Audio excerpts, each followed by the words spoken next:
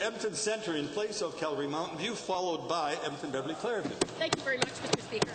Mr. Speaker, access to justice is a critical component of our Constitution and of Canadian culture. But in Alberta, the government's funding for access to justice for low-income people has been steadily decreasing.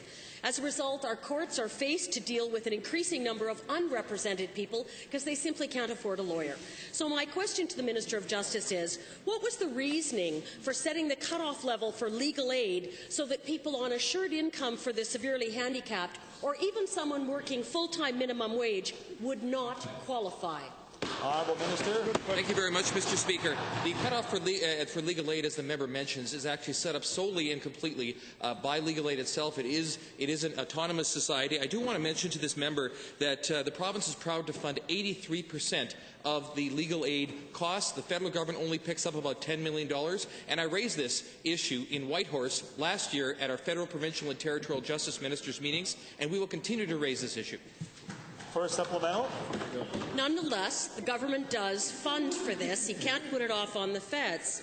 So could the minister explain why a 19% cut was made to the very services that provide civil mediation and law libraries, which is what these unrepresented people are supposed to use, and where our AISH recipients and minimum wage earners are supposed to be getting help? Why would you cut that? The member is quite correct. We did privatize law library sources last year. We found that they were not a good use of taxpayers' dollars to continue funding that at the current model. I also would like to let this member know that we were very proud, as part of our 2012 operations, at the end of the year we had a $7 million surplus, and we gave it all to legal aid. Final sup.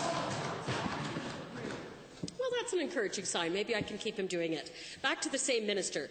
Given that denying legal aid to people is making them go to court without representation, and that's clogging up the courts, and given that legal aid isn't even free, sometimes it has to be paid back and sometimes even up front, why is it that the minister is so keen to make it hard for low-income and sick Albertans to get good legal advice?